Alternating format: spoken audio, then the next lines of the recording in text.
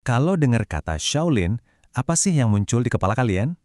Pasti biksu-biksu legendaris kan, dengan kekuatan yang wah, luar biasa.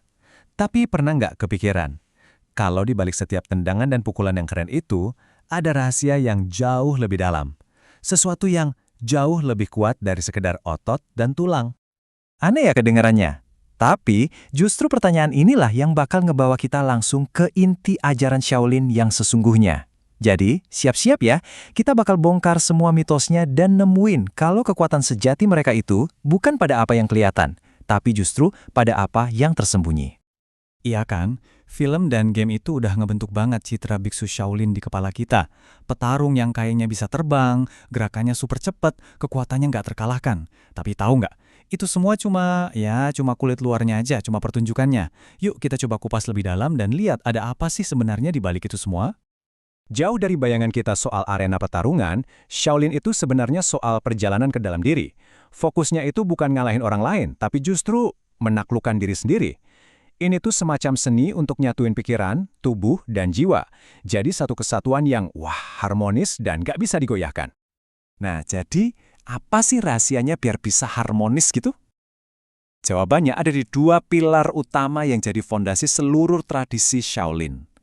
Bisa dibilang, ini dua konsep kembar yang gak bisa dipisahkan sama sekali. Namanya Chan dan Wu. Oke, pertama kita bahas Chen dulu ya. Coba bayangin deh, Chen ini kayak jiwanya, kayak napas di setiap gerakan. Inilah fondasi spiritualnya, alasan kenapa mereka berlatih. Chen itu keheningan meditatif yang jadi sumber dari semua kekuatan mereka. Terus yang kedua ada Wu.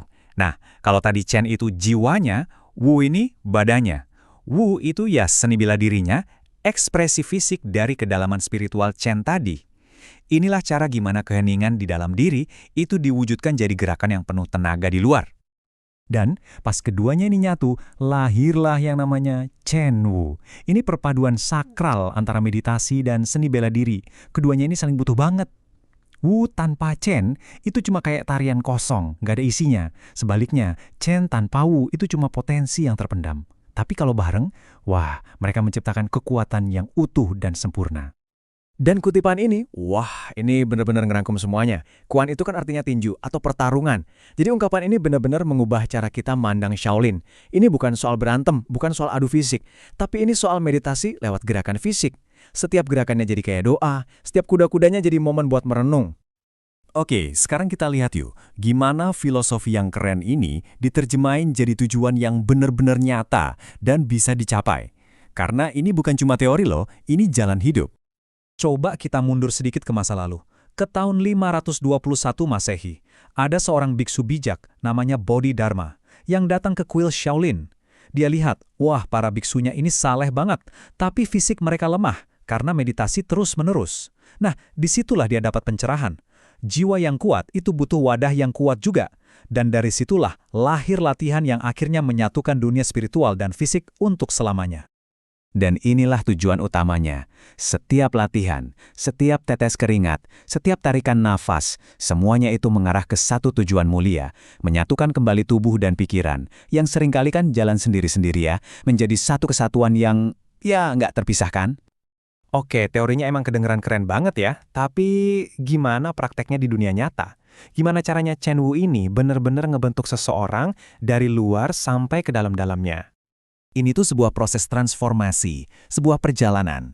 Awalnya dari latihan dasar yang nyatuin tubuh dan pikiran. Terus, lewat disiplin yang ketat, karakter dan kebajikan itu mulai tumbuh. Pelan-pelan, gerakan fisik itu bukan lagi sekedar gerakan, tapi jadi cermin buat ngelihat ke dalam diri sendiri. Sampai akhirnya, di puncaknya, rasa aku itu melebur, dan yang ada cuma kesatuan yang murni. Tapi, kekuatan tanpa kebijaksanaan itu kan bahaya. Nah, disinilah peran Wude atau kebajikan bela diri. Anggap aja ini kompas moral yang nuntun setiap praktisinya.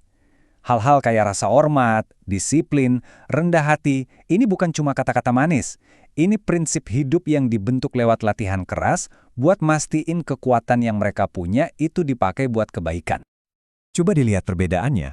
Tanpa Chen, kungfu itu ya cuma kayak senam akrobatik aja, kosong. Tapi begitu ada Chen, setiap gerakan jadi hidup. Fokusnya bukan lagi pertarungan, tapi jadi perjalanan menemukan diri. Batasan fisik pun bisa dilewatin, ngebuka pintu ke kekuatan sejati yang sebenarnya ada di dalam diri kita semua. Sekarang, kalian mungkin mikir, oke, ini menarik, tapi apa hubungannya sama hidup gue? Di tengah dunia modern yang super sibuk ini, emangnya ajaran kuno kayak gini masih relevan? Jawabannya, tentu saja. Dan bahkan mungkin sekarang ini jauh lebih relevan daripada sebelumnya. Canmu itu bukan cuma buat para biksu di atas gunung, ini adalah alat yang bisa kita semua pakai. Ini tuh cara buat ngebawa ketenangan kuil ke tengah-tengah rapat kantor yang bikin pusing, cara buat nemuin harmoni pas lagi kejebak macet, dan cara buat nyatuin lagi pikiran dan tubuh kita yang seringkali jalan masing-masing.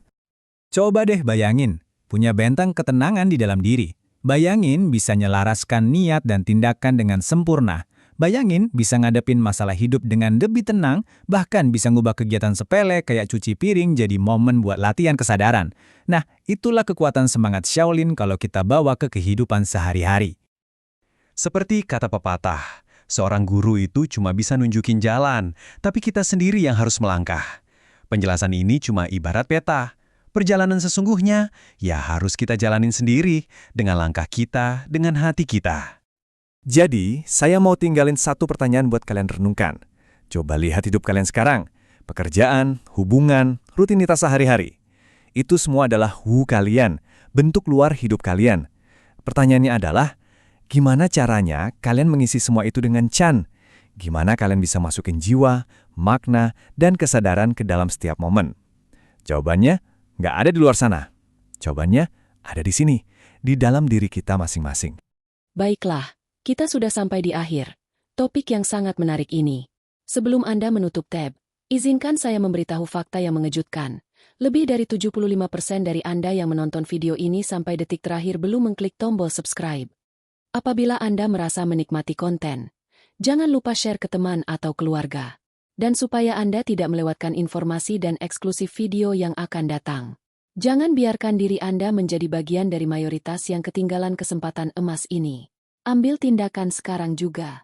Gratis kok untuk klik subscribe dan nyalakan lonceng notifikasi. Karena akses istimewa ke pengetahuan ini sangat terbatas. Jadilah yang pertama tahu. Dan jangan jadi penonton pasif yang hanya numpang lewat. Subscribe sekarang.